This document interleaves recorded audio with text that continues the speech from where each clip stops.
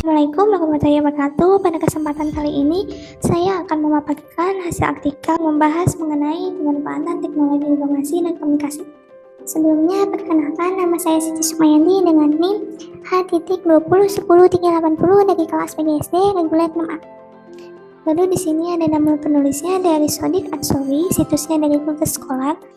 Lalu selanjutnya ada abstrak, background, media pembelajaran merupakan salah satu sarana penyalur pesan dan informasi belajar. Perkembangan teknologi informasi di era globalisasi dan informasi saat ini memacu perkembangan media pembelajaran semakin maju pula. Penggunaan informasi dan teknologi informasi dan komunikasi TIK sebagai media yang sudah merupakan suatu tuntutan. Yang kedua ada purpose. Penelitian ini bertujuan cara mencari dan mengidentifikasi masalah yang dihadapi dalam belajar, kemudian dicarikan pemecahannya melalui aplikasi teknologi informasi yang sesuai. Yang ketiga ada metode. Penelitian ini menggunakan pendekatan kualitatif. Tipe selanjutnya ada result. Perkembangan teknologi informasi yang begitu pesat memungkinkan diterapkannya dengan cara-cara yang lebih efisien untuk produksi, distribusi, dan konsumsi barang dan jasa. Pada era informasi ini, jarak geografis yang tidak lagi faktor penentu dalam hubungan antar manusia atau antar lembaga usaha, sehingga dunia ini menjadi suatu kampung global atau disebut dengan global village. Lalu selanjutnya ada pendahuluan. Media adalah sebagai bagian yang tidak terpisahkan dari proses komunikasi dan pembelajaran demi tercapainya tujuan pendidikan pada umumnya dan tujuan pembelajaran di sekolah pada khususnya. Kapanpun dan dimanapun manusia dengan perangkat teknologi tersebut bisa menjalin hubungan, mendapatkan informasi, dan menyebarkan informasi kepada orang lain. Berkembangnya TIK, teknologi informasi dan komunikasi, e-learning, electronic learning dalam hal ini memanfaatkan media online seperti internet sebagai metode penyampaian interaksi dan kualitas. Kedua, lalu selanjutnya ada metode. Penelitian ini menggunakan pendekatan kualitatif tipe deskriptif analitis yang mencoba menjelaskan secara terperinci masalah yang diteliti dengan pendekatan tinjauan pustaka, library research yang bersumber baik dari buku dan jurnal mengenai pemanfaatan TIK sebagai media dalam pembelajaran. Lalu selanjutnya ada pengertian media pembelajaran. Gogolich dan Eli dalam Arsya 2002 halaman 3 mengatakan bahwa media apabila dipahami secara garis besar adalah manusia, materi atau kejadian yang membangun kondisi yang membuat siswa mampu memperoleh pengetahuan, keterampilan, atau sikap. Media pembelajaran adalah sarana fisik untuk menyampaikan isi atau materi seperti buku, film, dan video dan sebagainya. Lalu di sini ada pengertian teknologi informasi dan komunikasi. Teknologi adalah sebuah pengetahuan yang ditunjukkan untuk menciptakan alat, tindakan pengolahan, dan ekstraksi benda. Sedangkan yang dimaksud dengan informasi yang sering disamakan dengan pengertian data. Jadi teknologi informasi dan komunikasi adalah seperangkat keras dan seperangkat lunak yang digunakan untuk menyimpan informasi. Alat teknologi informasi membantu memberikan orang informasi yang tepat pada waktu yang tepat. Fungsi teknologi informasi dan komunikasi dalam pembelajaran.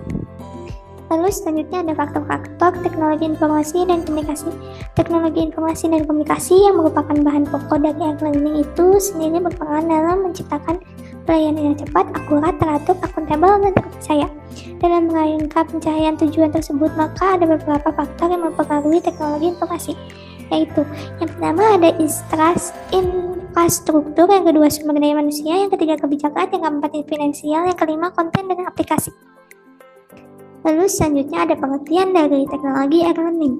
Teknologi e-learning ini merupakan sebuah teknologi yang dijembatani oleh teknologi internet, membutuhkan sebuah media untuk dapat menampilkan materi-materi khusus dan pertanyaan-pertanyaan dan membutuhkan fasilitas komunikasi untuk dapat saling bertukar informasi antara peserta didik dan pengajar. E-learning dalam arti luas bisa mencakup pembelajaran yang digunakan di media elektronik internet, baik formal maupun informal. Dengan demikian, dapat disimpulkan bahwa e-learning dalam konteks pendidikan jarak jauh merupakan konsekuensi sebagaimana halnya penerapan sistem belajar mandiri dan layanan fasilitas aneka sumber belajar. Lalu selanjutnya ada karakteristik dan pemanfaatan e-learning. E-learning memiliki beberapa karakteristik. Yang pertama, memanfaatkan jasa teknologi elektronik. Yang kedua, menggunakan bahan ajar bersifat mandiri. Self-learning materials disimpan di komputer sehingga dapat diakses oleh dosen dan mahasiswa kapan saja dan di mana saja. Yang ketiga, memanfaatkan jadwal pembelajaran kurikulum, hasil kemajuan belajar, dan hal-hal yang berkaitan dengan administrasi pendidikan dapat dilihat setiap saat di komputer. Yang keempat, menggunakan jasa internet sebagai media utama. Lalu manfaat-manfaat pembelajaran e-learning. Yang pertama, e-learning memberi fleksibilitas dalam memilih waktu, tempat untuk mengakses perjalanan. Yang kedua, belajar mandiri. E-learning memberi kesempatan bagi pembelajar mandiri memegang kendali atas keberhasilan belajar. Yang ketiga, efisiensi biaya.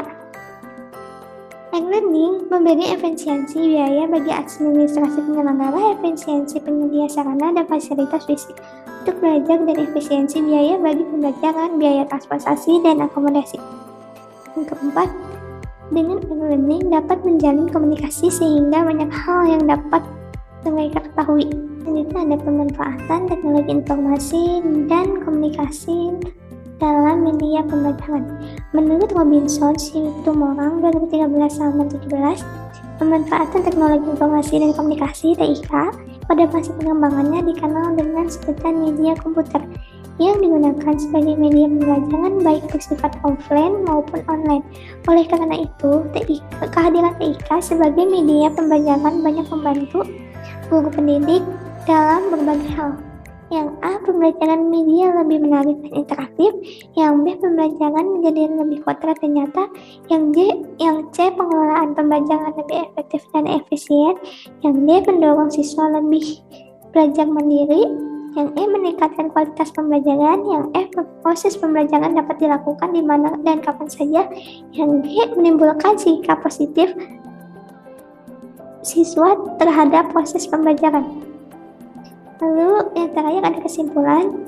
Peningkatan kualitas pembelajaran dapat dilakukan dengan menggunakan media teknologi informasi, yaitu dengan cara mencari dan mengidentifikasi permasalahan yang dihadapi dalam belajar, kemudian dicarikan pemecahan melalui aplikasi teknologi informasi yang sesuai.